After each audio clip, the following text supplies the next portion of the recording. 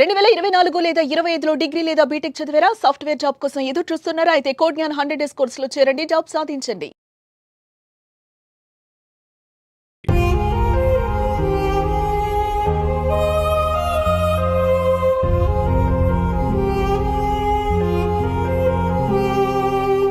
అమ్మ ఎక్కడ పోయింది నాన్న? క్యాన్సర్ అయిపోయింది. నాన్న యాక్సిడెంట్ అని చచ్చిపోయింది.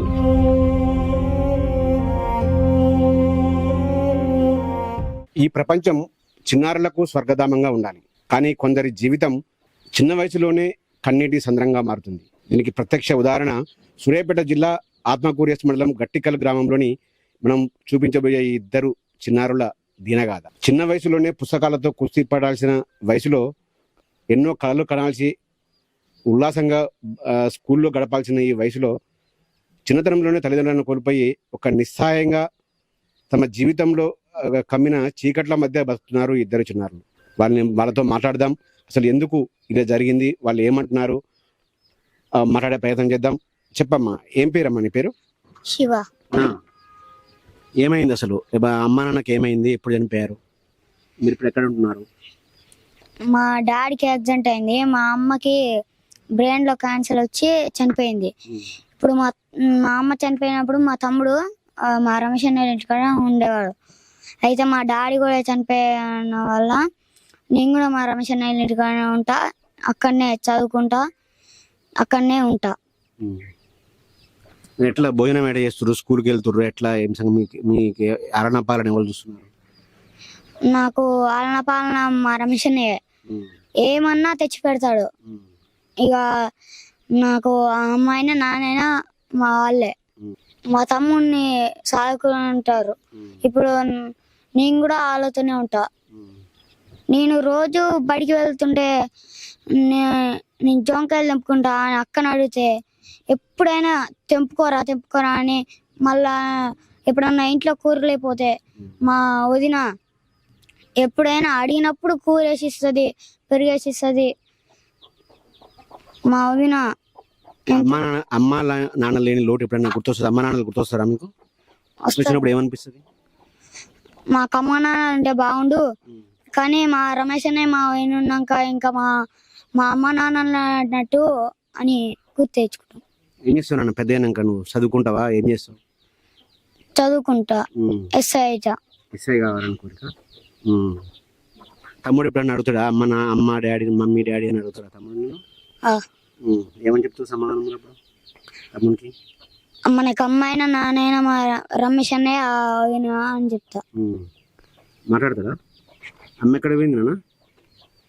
క్యాన్సర్ అయిపోయింది. నాన్న యాక్సిడెంట్ అని చచ్చిపోయింది. ఎట్లా చచ్చిపోయింది? యాక్సిడెంట్ అయిందా? ఎన్ని రోజులైంది? మంచిగా చదివిస్తే అందరూ సాయం చేస్తే చదువుకుంటా మంచిగా.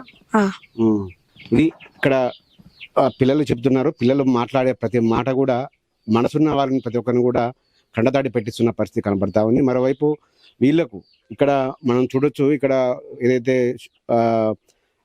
మనుషులకైనా మనసు ఉంటుందో లేదో కానీ పెంపుడు జంతువులకు ఉన్న మనసు చాలా గొప్ప విషయం. ఈ శునకమే వీళ్ళకు సహాయంగా వీళ్ళకు ఉంటున్న పరిస్థితి. మరోవైపు ఇంకా సమాజంలో మనసున్న వాళ్ళు ఎంతో మంది ఉన్నారని చెప్పడానికి వీళ్ళ ఆలన పాలన చూస్తున్న రమేషే దీనికి నిదర్శనం. ప్రస్తుతం వీళ్ళ ఇంటి పక్కనే ఉన్న రమేష్ గౌడ్ అనే వ్యక్తి వీళ్ళ ఆలన పాలన చూస్తూ వాళ్ళని తల్లిదండ్రుల వాళ్ళకు ఎవరు గుర్తు రాకుండా వాళ్ళని పెంచుతున్న పరిస్థితి కనబడుతుంది. అసలు ఏం జరిగింది, వాళ్ళ కుటుంబం పరిస్థితి ఏంది, ఇతను ఎందుకు వాళ్ళని అక్కడ చేర్చుకుంటానో వాళ్ళ మాటలు తెలుసుకుందాం. చెప్పండి, ఎందుకు అసలు ఏమైంది అసలు వీళ్ళ పిల్లలకు? 2022 ఏప్రిల్ 9 నాడు వాళ్ళ అమ్మ బ్రెయిన్ ట్యూమర్తో చనిపోయింది నిమ్స్ హాస్పిటల్లో. ఇక అప్పటి నుంచి ఆ చిన్న పిల్లగాడు 18 నెలల అబ్బాయి. అప్పటి నుంచి మా ఇంట్లో మధ్య ఉండటం వల్ల మాతో బాండింగ్ పెరిగిపోయింది. ఎట్లా పోయినా కూడా మా ఇంటికి అడిచిపోయేది. అట్లా మా మిస్సెస్కి అలవాటు అయిపోయారు. ఇక ఆమెకి అన్ని ప్రతి ఒక్కటి తానే చేస్తుంది. ఇక పెద్ద బాబు వాళ్ళ నాన్న కాడ ఉండేది. వాళ్ళ నాన్న మన 5వ తారీఖు నాడు యాక్సిడెంట్ అయ్యి చనిపోయాడు రోడ్డు ప్రమాదంలో. ఇక అప్పటి నుంచి వాడు ఆ చిన్న బాబు అంటాడు, అన్నయ్య నేను రమేష్ అన్నయ్య వాళ్ళ ఇంటికి అంటున్నాను కదా, రేపటి నుంచి డాడీ చచ్చిపోయాడు కానీ నువ్వు ఎక్కడ ఉంటావు అన్నయ్య అని క్వశ్చన్ చేయగానే మా బజార్లో మొత్తం కంటతడి పెట్టారు, విపరీతమైన కంటతడి. ఇక ఇప్పటి నుంచి వాళ్ళకి మా ఊళ్ళో గ్రామస్తుల సహకారంతో అందరికీ ఫండింగ్ పెడితే చాలా మంది స్పందించి డబ్బులు వేస్తారు. ఇంకా మీలాంటి టీవీ ఛానల్స్ ద్వారా ఇంకా మాకు స్ప్రెడ్ అయితే ఇంకా వాళ్ళకి మంచి గొప్ప అవకాశాలు వస్తాయని మేము భావిస్తున్నాం.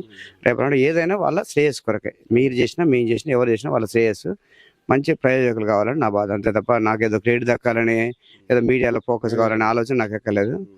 అది నా కాన్సెప్ట్. దానికి వాళ్ళ పిల్లల్ని వాళ్ళ అమ్మ నాన్న ఏమైనా గుర్తు చేసుకుంటారా? వాళ్ళని అడుగుతుంటారు. వాళ్ళ అమ్మ నాన్న అంటే ఆడు చిన్నోడు కొంచెం గుర్తుపట్టాడు. వాడు ఏంటంటే ఏ రోజు కూడా వాళ్ళకి అలవాటు చేయలేదండి. వాడు అన్నం తినాలన్నా కూడా వాడు పెద్దోడికి అసలు అడిగేది తెలియదు. మాకు తెలుసు వాని గురించి, వాని మనస్తత్వం. పిలిచి మేము పెడతాం. వాళ్ళ నాన్న వండక పాపం ఉంటే మేము అన్ని మేము పెడతాం. మా బజార్లో కూడా మేము ఒక్కరమే కదా, అప్పుడప్పుడు మా బజార్లో అందరూ కూడా చుట్టుపక్కల ఉన్న వాళ్ళు ఇడ్లీ చేసుకున్నా, ఇక్కడ పక్క మట్టి వీళ్ళు చారేసు, ఇక్కడ ఎదురుగా ఉన్న వాళ్ళు అంతా మ్యాక్సిమం అందరు సహకరిస్తారు. కాకపోతే మేము కొంచెం ఎక్కువ బాధ్యత ఎక్కువ తీసుకుంటున్నాం. చిన్న బాబు మాత్రం ఒక 3.5 years నేను సాదా పెట్టేవాడిని. అప్పటి నుంచి మా దగ్గర ఉంటాడు. మేమే స్కూల్కి పంపించడం, అంగన్వాడీ స్కూల్కి పోతుండు, తీసుకుపోవడంతో మేము. పెద్ద బాబు కూడా సరే, మా చిన్న బాబుని ఎలా మీరు అక్కడ చేసుకుంటారు, పెద్ద బాబు కూడా అలా చేసుకోబోతున్నారు. నేను ఆల్రెడీ నిన్ననే అన్నా, ఖచ్చితంగా వాళ్ళని చేసుకుంటాను. నాకేముంది, వాళ్ళకు బాధ్యతగా ఫీల్ అవుతుంది తప్ప భారంగా ఎక్కడ ఫీల్ కావట్లేదు, అంతే తప్ప. ఇక తర్వాత వాళ్ళు ఒక ప్రయోజకులు చేయాలి అనే ఒక్క కాన్సెప్ట్తో నేను తీసుకున్నాను. వాళ్ళ ఇది సమాజంలో ఇంకా కూడా మానవత్వం బతికే ఉందని చెప్పడానికి రమేష్ వాళ్ళ పిల్లలని ఇద్దరు కూడా అక్కడ చేసుకోవడమే నిదర్శనం కనపడుతుంది. కానీ వాళ్ళని ఇంకా విద్యాబుద్ధులు నేర్పి వాళ్ళని ఇంకా ఒక ఉన్నత పౌరులుగా తీర్చిదిద్దాలంటే కొంత ఆర్థిక పరిస్థితికి అడ్డం వస్తుంది. సో వాళ్ళందరికీ కూడా సమాజంలో ప్రతి ఒక్కరు తలా చేయి వేసి వాళ్ళను సహాయం చేస్తే వాళ్ళకి 100% వాళ్ళని దేశంలోనే నెంబర్ 1గా తీర్చిదిద్దానని కూడా వాళ్ళకి చెబుతున్న పరిస్థితి కనపడుతుంది. మనతో పాటు కొంతమంది మహిళలు ఉన్నారు. చెప్పమ్మా, ఎట్లా ఏమి ఆ పిల్లల చూసి ఏమనిపిస్తుంది నీకు? బాధ అనిపిస్తుంది, మస్తు బాధ అవుతుంది. కొడుకులు తల్లి బాయ తండ్రి బాయ, తల్లి ఉన్నా బాగుండు, తండ్రి ఉన్నా బాగుండు, ఎవరన్నా ఒక్కరుంటే వాళ్ళకు మంచిగా ఉండని బాధ, మస్తు బాధ మా కడుపులా. వాళ్ళని చూస్తే అసలు దుఃఖం ఆగట్లే, మస్తు బాధతో ఉన్నామండి. అంతే అండి. బాధ అనిపిస్తుందండి. ఎట్లా బతుకుతారు పిల్లలు, ఆగమవుతారు. రమేష్ ఉండు కదా, ఆయన అండకే బతకాలని మేమందరం ఆలోచిస్తున్నాం అండి. తండ్రి ఆయన బాధ వచ్చిన కష్టం వచ్చిన ఆయనే, అన్ని ఆయనే. ఆయన ఒక దేవుడు, ఆమె ఒక దేవత, అంతే. రమేష్ మంచి చూసుకుంటాడమ్మా పిల్లల్ని? మా కొడుకే. నీ కొడుకే? నేను కూడా పిల్లగాళ్ళని బయట దించొచ్చటం, తీసుకొచ్చటం, ముడ్డి గడగటం, ఒళ్ళు గడగటం అంతా మేము కూడా చేస్తాం. మా కోడలు ఎక్కువ చేస్తాం, నేను తక్కువ చేస్తాం. ఈ బజార్ వాళ్ళందరూ కూడా పెడతారు, అన్నం పెడతారు, కానీ చావ మేము చేస్తాం. మా ఇంట్లోనే మన వల్ల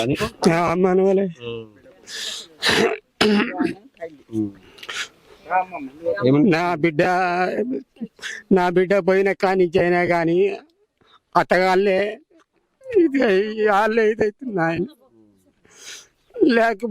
లేకపోతే మాత్రం నా పిల్లగాళ్ళు ఇదే మళ్ళీ రెండోటి మళ్ళీ ఇంట్లోనే తండ్రి ఇదైపోయింది. ఆయన అదైనా ఏం చేస్తాయి మరి, భగవంతుడే వాళ్ళదే పుణ్యం చేస్తారు. ఏం చేస్తాం మరి, ఇంకా అది అన్నిటికీ ఆయన మీదనే పెట్టుకున్నాం, ఆయన మీదనే చేస్తున్నాం, ఆధారపడుతున్నాం. నేను ఆయన మామని ఏది నా అల్లుని నా బిడ్డనే ఇచ్చిన ఆయన. ఇవి పిల్లలిద్దరిని కూడా అక్కడ చేసుకున్నారు. రమేష్కి అయితే అందరూ కూడా గ్రామస్తులు హ్యాట్సాప్ చెప్తున్న పరిస్థితి కనబడతా ఉంది. మరి అందరూ కూడా మనం కూడా సామాజిక బాధ్యతగా పిల్లలందరికీ కూడా తలా చేయి వేయాల్సిన అవసరం ఉంది. వాళ్ళ చిన్నారి జీవితాల్లో బతుకు కొత్త వెలుగును నింపవలసిన అవసరం అయితే ఎంతైనా కనబడతా ఉంది. తల్లి బ్రెయిన్ ట్యూమర్తో చనిపోవడం, తండ్రి ఒక కొద్ది రోజుల క్రితమే యాక్సిడెంట్లో చనిపోవడంతో ఇద్దరు పిల్లలు కూడా దిక్కులేని వాళ్ళు అయిపోయారు. వాళ్ళందరినీ కూడా రమేష్ వాళ్ళ బాలన పాలన రమేష్ అయితే చూస్తాను. రమేష్ తమ జీవితాంతం కూడా వాళ్ళిద్దరిని చూసుకొని వాళ్ళని భారత పౌరులుగా తీర్చిదిద్దారని కూడా చెబుతున్న ఆ పరిస్థితిని అయితే అందరూ కూడా కొనియాడుతున్న పరిస్థితి కనబడతా ఉంది. మనం కూడా సో వాళ్ళకు ఒక తావు చెయ్యి వేసి ఆర్థికంగా ఆదుకుంటే వాళ్ళని ఇంకా మంచిగా ఏదైతే అత్యున్నత పౌరులుగా తీర్చిదిద్దాల్సిన బాధ్యత అయితే మనందరి పైన ఉంది.